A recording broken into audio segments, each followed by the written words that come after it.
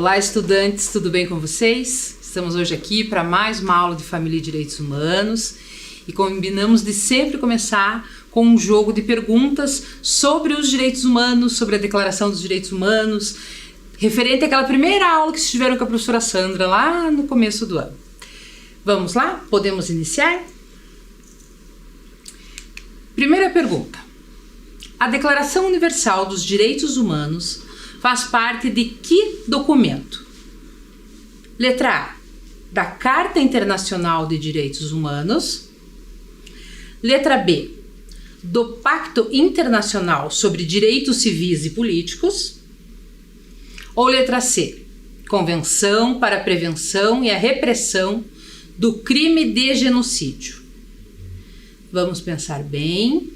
A Declaração Universal dos Direitos Humanos faz parte de qual documento? Acertou quem respondeu a letra A, Carta Internacional de Direitos Humanos. Vamos para a próxima? 2. O que a Organização das Nações Unidas, também conhecida por ONU, queria quando criou a Declaração Universal dos Direitos Humanos? Letra A, montar um sistema de unificação mundial? Manter a paz e a segurança internacionais? Deixar que as pessoas se expressassem sem ser oprimidas e assim fazer o que bem entenderem? Pensaram? Já marcaram a alternativa que vocês acreditam que seja correta? Vamos lá? Letra B. O objetivo da ONU, quando criou a declaração, foi de manter a paz e a segurança internacional. 3. Em qual Constituição foram garantidos os direitos humanos no Brasil? Vamos lembrar em que ano foi constituída a Constituição do Brasil. Letra A, em 1970. Letra B, em 1988. Letra C, em 1945. Vamos pensar. Acertou quem respondeu que foi a Constituição de 1988. 4. Para a Assembleia Geral da ONU, a Declaração Universal dos Direitos Humanos tem como ideal ser atingido por todos os povos. Esse é o objetivo da ONU? Que os direitos humanos, essa declaração, atinja todos os povos? Vocês consideram essa afirmação verdadeira ou falsa? Ela é verdadeira. Sim, o objetivo é que todos os povos sejam assegurados pela declaração. 5. A Declaração Universal dos Direitos Humanos assegura o direito à livre expressão política e religiosa, à liberdade de pensamento e de participação política. Essa afirmativa é verdadeira ou é falsa? Livre expressão política, religiosa, liberdade de pensamento e participação política. Vamos lá? Acertou quem respondeu que é verdadeira. A Declaração Universal dos Direitos Humanos assegura o direito à livre expressão política, religiosa, liberdade de pensamento e de participação política. Será que é fácil garantir essa declaração para todos os povos do mundo? Será que todas as pessoas conseguem manifestar livremente o seu pensamento político, religioso? Será que existe uma maneira correta de pensar? Existe um pensamento que a gente pode dizer que é universal? A gente já vai falar um pouquinho mais disso, mas primeiro a gente trouxe um vídeo que traz um pouquinho as diferenças do nosso país. País não, do mundo. Como podemos ser diferentes uns dos outros? Usamos roupas diferentes, gostamos de coisas diferentes. Temos diferentes cores de pele e cabelos diferentes, e algumas pessoas nem cabelo têm. Podemos usar a mão direita ou a mão esquerda para escrever. Podemos segurar o lápis de jeitos diferentes. Falamos línguas diferentes. Temos vozes e sotaques diferentes. Falamos rápido ou devagar. Temos medos de coisas diferentes.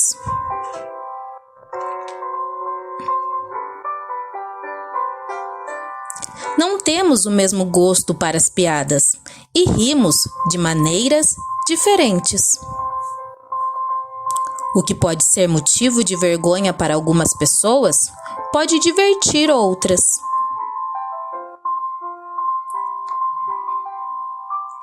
Temos opiniões diferentes sobre os outros. Há coisas que se podem fazer e coisas que não se podem. Dançamos e gesticulamos de maneiras diferentes.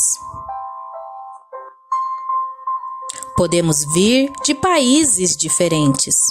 Podemos morar em cidades diferentes. Andamos de ônibus ou de trem para destinos diferentes.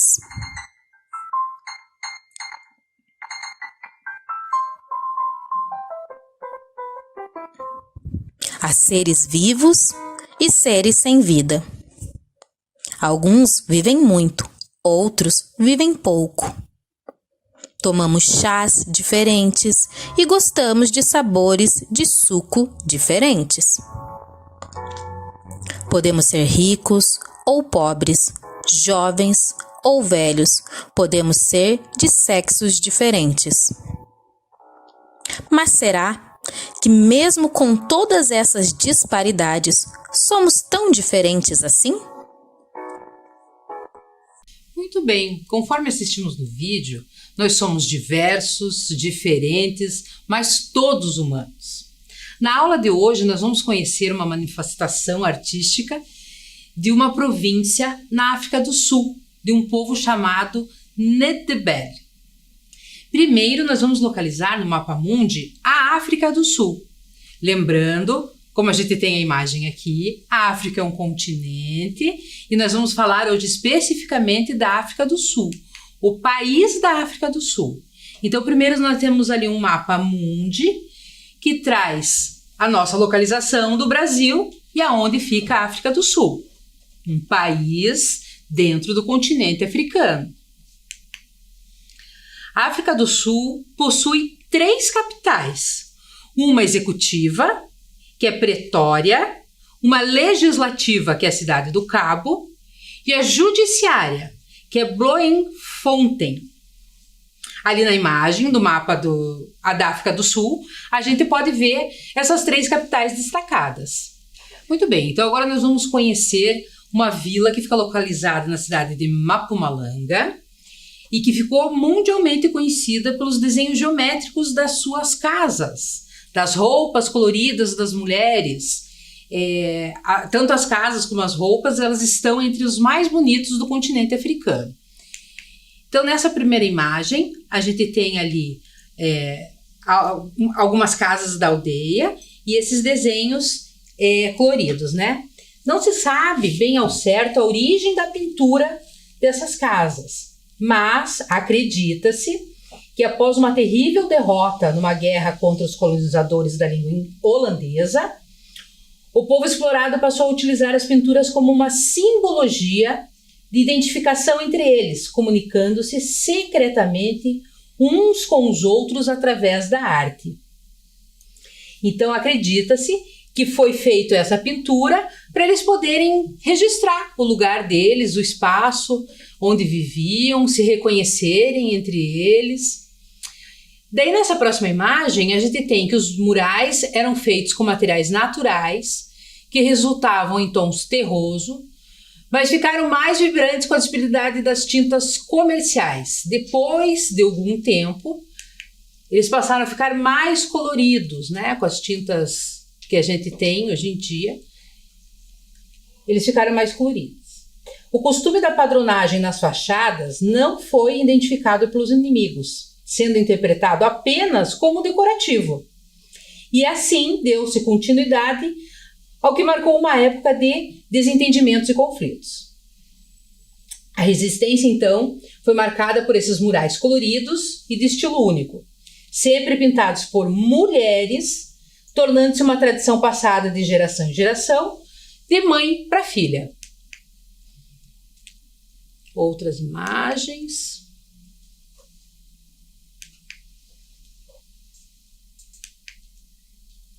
Aí a gente vai trazer a história da Esther Mahalungu. Ela foi responsável por levar a arte Ndebele a todo mundo. Ali nessa imagem a gente vê ela pintando um painel grande, né? E ela fala assim: a minha mãe e a minha avó ensinaram-me a pintar quando tinha apenas 10 anos. A partir daí, nunca mais parei. Sinto-me feliz quando eu pinto. Na foto ao lado a gente tem ela na casa dela. Nascida em 1935, Esther foi descoberta na década de 80, quando durante um período de muitas brigas na África do Sul, resolveu pintar todas as casas da tribo com a técnica que aprendeu aos 10 anos com a avó, para mostrar que ali moravam pessoas tão vivas quanto as cores, e tentando com isso que ninguém fosse desalojado. Em 1986, alguns pesquisadores franceses que viajavam em busca de movimentos artísticos tradicionais chegaram na região dela, né, em Kwamalanga, e se impressionaram com o trabalho de Esther. 3 anos depois, ela, que não conhecia nada fora dos limites da sua tribo, estava abrindo uma exposição coletiva em Paris, no Centro Pompidou. Então aqui a gente tem algumas imagens dela, agora já uma senhora, pintando. Ela continua pintando os murais, vende. Uma obra dela custa aproximadamente 10 mil euros. Nesse slide, do lado esquerdo, a gente pode perceber a imagem de 2 mulheres dessa aldeia, inclusive uma delas é a Dona Esther. Elas estão com a roupa bem colorida, como é específico da região delas. Além das casas coloridas, dos murais, elas também fazem artesanato, que é o que está mostrando ali na mesa. Nós temos ali também algumas bonecas que são feitas também. E ali também um par de sapatilha de uma marca específica que fez também uma coleção inspirada na arte Ndebele. Ela pintou de tudo, desde tela, parede, pote de cerâmica, tênis e portas de carro, avião, bicicleta, motocicleta e até plataforma de skate. Nessa próxima imagem foi um carro que também foi uma edição especial, feita com os desenhos geométricos, né, mostrando para o mundo todo. E por último aqui, esse foi feito agora mais recente, um painel. Foi lançado em 2019, uma marca também bem conhecida de carro, o painel do carro que tenha os desenhos geométricos feitos pela Dona Esther. Nessa imagem, a gente vê as obras da Dona Esther expostas numa galeria, e o que chama atenção na história dela, que agora ela já tem mais de 80 anos, né, já viajou por muitos lugares do mundo, conhece muitos lugares, mas ela sempre volta para a aldeia. Então ainda é possível encontrá-la andando descalça e ensinando, transmitindo o conhecimento dela para as próximas gerações, né? Incluindo inclusive os netos e bisnetos dela. Aí nós temos uma imagem também dela e com uma frase que ela diz assim: ao ver um quadro ou um mural Ndebele, as pessoas ficam com um sorriso de espanto no rosto. E isso também me deixa feliz, pois adoro pintar. Está no meu coração e no meu sangue. Ela falou essa citação recentemente, agora ela já está com 85 anos. E agora nós temos uma proposta para fazer para vocês.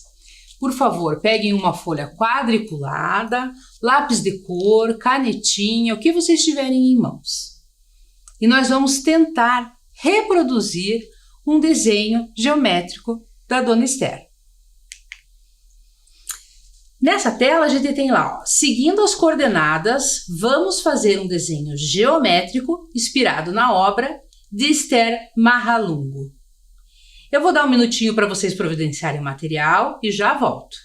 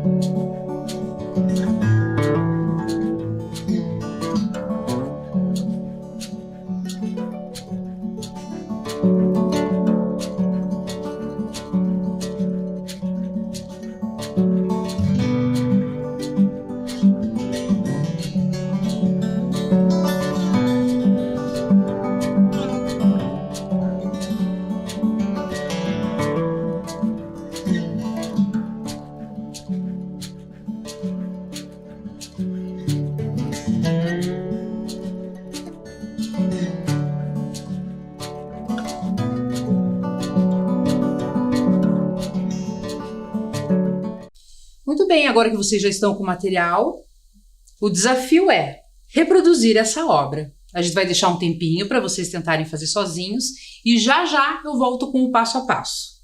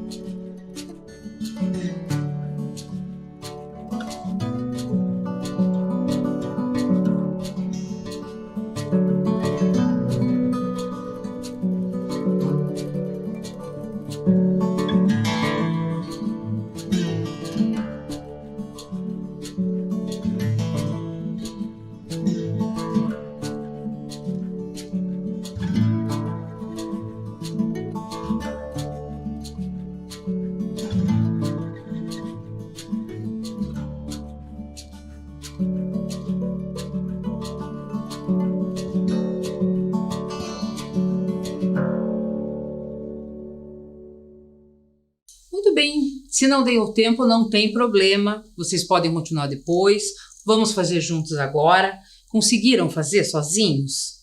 Parecia simples? Às vezes uma obra a gente olha e acha que é simples, que é fácil, e não é tão simples assim, né? Vamos lá então? Eu preparei aqui um passo a passo, na medida do possível para a gente ir seguindo, e vai se aproximar da obra dela. Vamos lá?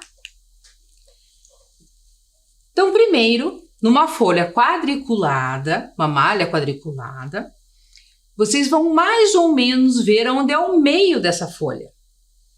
No meio dessa folha, a gente vai marcar uma cruz. A gente vai fazer uma linha horizontal e uma vertical, no formato de uma cruz. Juntamos essas linhas, formamos um círculo. Então, o primeiro passo que nós vamos fazer é um círculo no meio da folha com 4 quadrados. Conseguiram fazer esse primeiro passo? Vamos para o próximo. Agora, partindo do círculo, nós vamos pular uma linha e pintar 6 quadrados abaixo do círculo no sentido horizontal. Aqui eu fiz com a cor verde, mas vocês podem escolher a cor que tiver ao alcance de vocês, né? Pode ser lápis, canetinha, tinta. O importante é seguir os 6 quadrados. E logo abaixo do círculo, né? Continuando. Vamos nas duas extremidades. Temos 6 quadrados pintados. Nas duas pontas vamos subir 2 quadrados.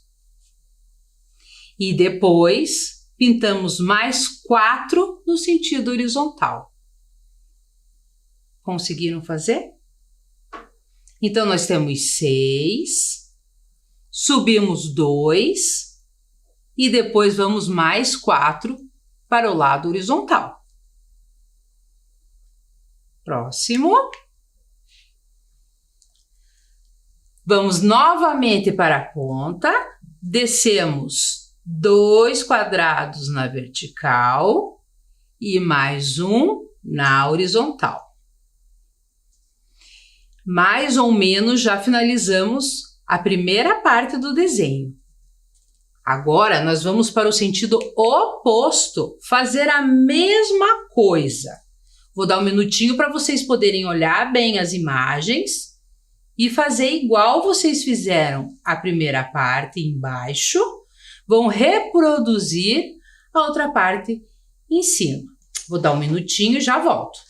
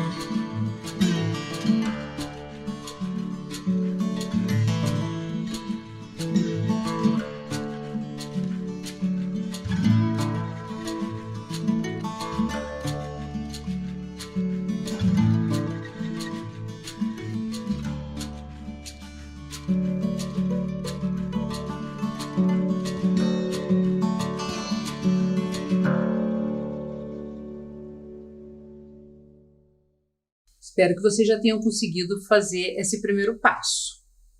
Agora, para finalizar, a gente pode pular uma linha acima, uma abaixo e pintar também de cores diferentes. O importante é ser bem colorido. Quanto mais colorido, mais bonito fica o nosso desenho. Aqui na próxima imagem, a gente incluiu 2 triângulos nas 2 extremidades e contornamos todo o desenho com canetinha preta. E aqui pus uma observação, que quanto mais detalhes e cores a gente fizer, mais bonita vai ficar a sua obra. Eu trouxe aqui para vocês verem alguns que eu pedi para algumas crianças fazerem, para vocês entenderem como é que ele fica. Dá para ver? Então, são 2 desenhos baseados nesse que a gente fez. Nesse daqui, inclusive, ó, o estudante já até pintou ali no meio o círculo também. Pôs o triângulo aqui em outro local. Aqui a gente pode ir criando. A arte traz essa possibilidade para a gente criar, né? A gente se inspira na obra do artista e cria e faz a nossa criação. Depois de feito esse primeiro, nós vamos ter uma outra proposta para vocês. Agora, que tal vocês imaginarem como vocês pintariam a frente da casa de vocês? Então, desenhe a fachada da frente da casa de vocês e imagine como ficaria, bem colorida com os desenhos geométricos dessa aldeia Nandebele. Vamos lá? Vou dar um tempinho e já volto.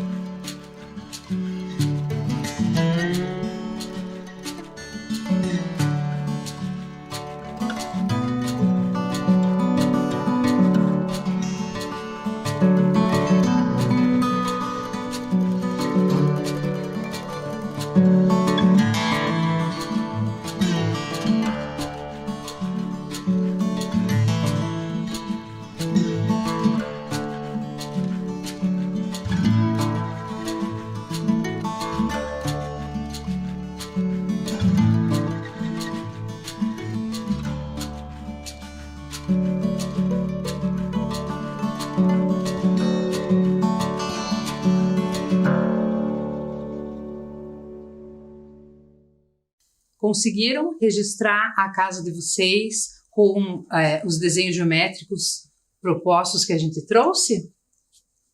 Eu vou mostrar novamente uma imagem para a gente ter mais uma inspiração das cores que a gente pode usar, dos formatos, das linhas que a gente pode usar. E conforme eu tinha falado, quanto mais colorido o desenho, quanto mais detalhe ele tiver, mais bonito ele vai ficar. Nessa fachada dessa casa, a gente vê que ele é com muitos detalhes e fica muito bonito também fazer o contorno de todo o desenho, sempre com uma canetinha preta. Faz uma diferença, não sei se vocês perceberam isso na casa de vocês, mas ele destaca, realça a cor. Vamos repetir essa imagem também, que é uma outra sugestão, uma outra ideia que vocês podem reproduzir no desenho da casa de vocês. Então, hoje é isso.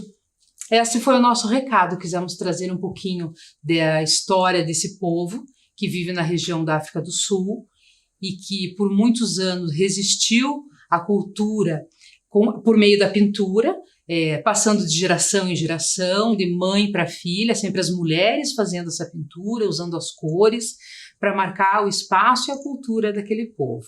Espero que vocês tenham gostado. Até a próxima.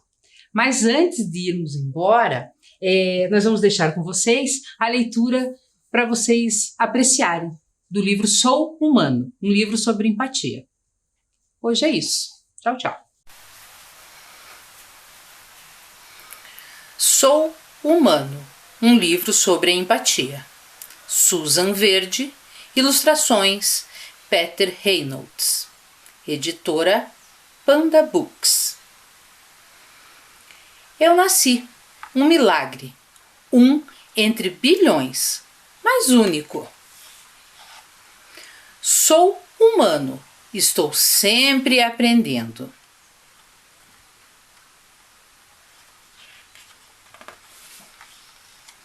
Estou descobrindo meu caminho e traçando o meu roteiro nesta incrível jornada.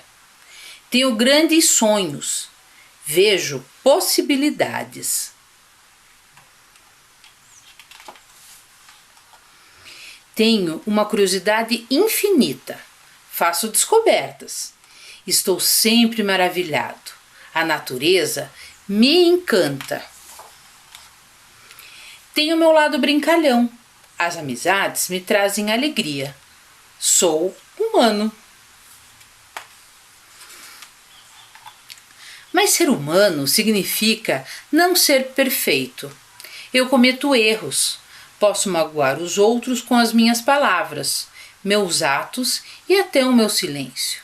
E também posso ser magoado. Posso ter medo de coisas que ainda não entendo e ficar com receio de tentar uma coisa nova. Fico com o coração apertado quando estou triste. Sou humano. Mas então eu lembro que, como sou humano, posso fazer escolhas. Posso seguir em frente.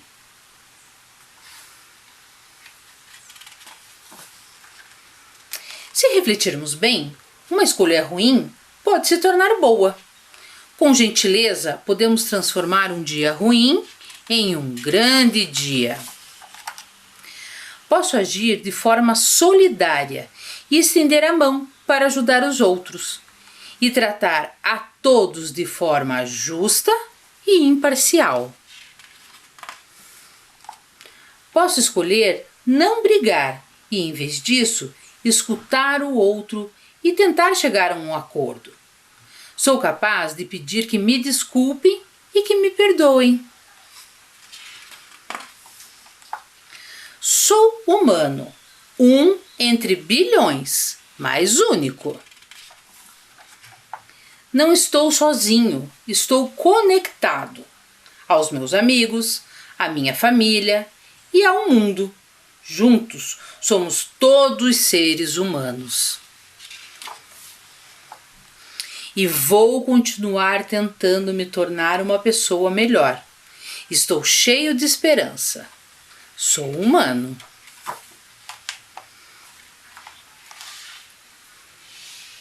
Sou um ser humano. Isso significa que não sou perfeito.